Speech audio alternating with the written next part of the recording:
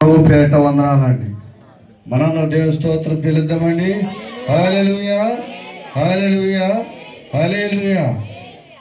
మరి గృహం వద్ద కూడిక ప్రతి సంవత్సరం పెట్టాలని ఎంతో ఆశతో ఉంటాం కానీ కొన్ని చిక్కులు సమస్యల వల్ల ఒక్కోసారి మిస్ అయిపోతూ ఉంటున్నాయి. మరి ప్రతిసారి కూడా నా జీవితంలో దేవుడు అనుకోని రీతిగా ఏదో విధంగా బ్రతకటానికి ఒకళ్ళ మీద ఆశపడి ఉండకోకుండా కష్టపడుతూ జీవించాలని ఒక మార్గం దేవుడు నాకు ముందుగానే ఏర్పాటు చేస్తూ ఉంటాడు ప్రతి విషయంలో కూడా. సరే, గత కాలంలో ముగ్గురు బిడ్డలు మాకు, పెద్ద బిడ్డ పీటపాలు భార్గవి వాళ్ళిద్దరూ ఆయుష్ హాస్పిటల్లో ఉద్యోగం చేస్తారు, తెలిసిన విషయమే.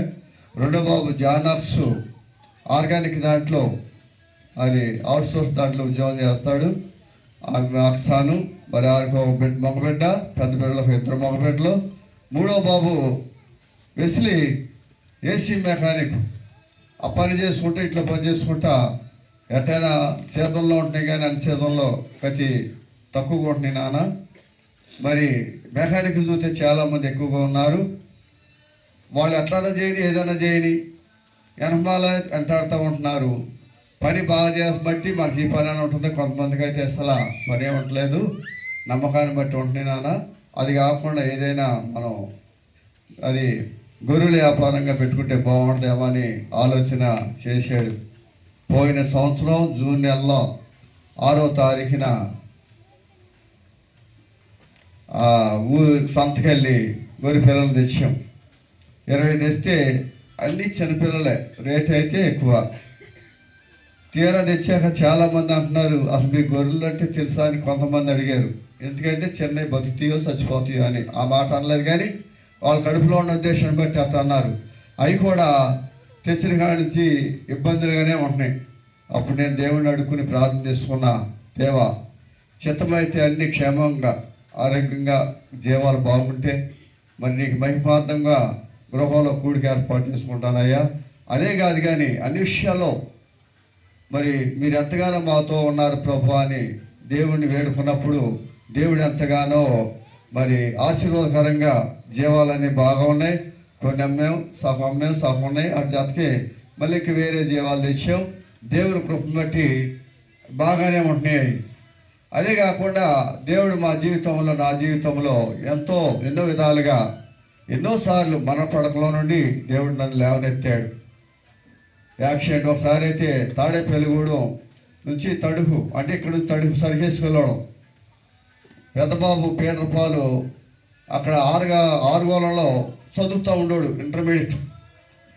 సరే, పీటపాలను బెనార్జీ అక్కడ హాస్టల్లో ఉంటున్నారు. ఆరుగోళంలో సీట్ వచ్చింది, చదువుతుంటే సరే తడుగు సరిగేసుకెళ్తున్నాం యెహోషువ. నేను ఇసుకెళ్ళాక ఆయన తడుగులో సరిగేసి వచ్చేపాటికి నేను ఆరుగోళం వెళ్ళి వచ్చేస్తే బాగుండదని అనుకుని, సరే నువ్వు ఆటేసుకుని తడికెళ్ళయ్యా, నేను పిల్లల దగ్గరికి వెళ్ళి తాడేపల్లిగూడలో దిగితే దగ్గర 6 వాళ్ళ సరే వెళ్ళి వచ్చేస్తానని చెప్పి ఆయన పంపించి దిగి నుంచుని అడిగే ఆధారం పాటికి బర్రను వచ్చేసినారు కారు. అక్కడ కన్ను రెప్ప పాటలో వెళ్ళిపోయాడు. అసలు అడిగైతే ఏమైపోయింది, ఆయలే ప్రాణం పోయింది. అదే కాకుండా మరి మన ఈ మధ్యకాలంలో రీసెంట్గా సంవత్సరం అవుతుందాం సిద్ధార్థ నగరం మీటింగ్లకి వెళ్ళాం. యెహోషువ గారు, ఎలీషా గారు, నేను ఇంకా ఎవరు ఉన్నారు. వెళ్తే మోషయ్య గారు వాళ్ళు. సరే, తీరా మధ్యలో బయటికి వెళ్ళేపాటికి విపరీతమైన గ్యాస్ పట్టేసిందేమో తెలుతులే, నాకు చెమటలు పట్టేస్తున్నాయి, ఇక ఊపిరి ఆడతలేదు, ఆ ముఖం ఎకారం అయిపోయింది. వీళ్ళు కనిపెట్టారు యెహోషువ గారు, ఎలీషా గారు. ఏంటండి బాధ అంటే ఊపిరి ఆడతలేదండి అన్న. సరే ఎట్టగంటే అసలు గాలి బయటికి ఎక్కుళ్ళు రావట్లేదు, ఏమి రావట్లేదు. గబగబగా అక్కడే ఆ రోడ్డుకు వచ్చి మజ్జిగ ప్యాకెట్ ఏదో కొని అది ఇచ్చినా అది తాగినా కుదురుతులే. అప్పుడు నేను దేవుడిని ఒకటి అడుక్కున్నా, అయ్యా దూర ప్రాంతం నీ మీటింగ్ నిమిత్తం వచ్చా, ఇక్కడ ప్రాణం పోతే అంతా నీ నామానికి అవమానం అయ్యా, పోనీ ఇంటికి తీసుకెళ్ళాకైనా నా ప్రాణం తీసుకోయా అని అక్కడ ప్రార్థన చేసుకుంటే దేవుడు గొప్ప కార్యం చేశాడు. అక్కడ ఉండి ఇక్కడికి వచ్చాక కూడా ఆయుష్ ఇచ్చాడు, ఆరోగ్యం ఇచ్చాడు. అదే కాకుండా మరి ఇంట్లో ఒకసారి ఉన్నప్పుడు కూడా మనకు అప్పుడు గ్యాస్ పట్టేసింది. గ్యాస్ పట్టేసి చాలా ఇబ్బందిగా ఉంది, మందులు ఆడుతున్నాను బాట్లా. రాత్రి 9 ఆ టైంలో బాగా ఇబ్బంది అయిపోయింది. ఉన్నట్టుండి కోమలకి వెళ్ళిపోయానంట, నాకైతే తెలీదు. వీళ్ళందరూ ఏం చేస్తున్నారంట ఏమో. అప్పుడు కాసేపటికి అరగంటకి లేతే ఏంటంటే అసలు కదులుతలేదు, కొట్టినా లేగలేదు, ఇబ్బంది అయిపోయిందాం. దేవుని కృపమ్మ, దేవుని చిత్తం. మరి దేవుడు ఆశించాడు, ఎందుకు ఇచ్చాడు, ఆయన చిత్తంలో ఎందుకు ఇచ్చాడో అదే నేను దేవుని అడుగుకుంటూ ఉంటా. ప్రతి విషయంలో కూడా వద్దనుకుంటా, ఏది మాట్లాడద్దు అనుకుంటా, కానీ మరి దేవుని ప్రేరేపణ కానీ ఆగలేను. ఏదైనా మంచి ఉందంటే మంచి మాట్లాడాలని అనుకుంటా. అది మాట్లాడితే ఇబ్బంది అని తెలిసి కూడా వద్దనుకుంటాం, కానీ ఆ టయాన్ని తప్పుతులే. ఎప్పుడో ఏమన్నా అనుకుంటా కానీ మరి ఎందుచేత అలా జరుగుతుందో నాకు తెలియదు. సరే దేవుడిని ఏడుకుంటూ ఉంటా, దేవా మాట్లాడటానికి దంచాలి కదా, ఇంటికి ఎగిరి పడాలని వాక్యం ఉంది కదయ్యా, అలా నడిపించయ్యా నన్నని ప్రార్థన చేసుకుంటే ఎన్నిసార్లు చేసుకున్నా.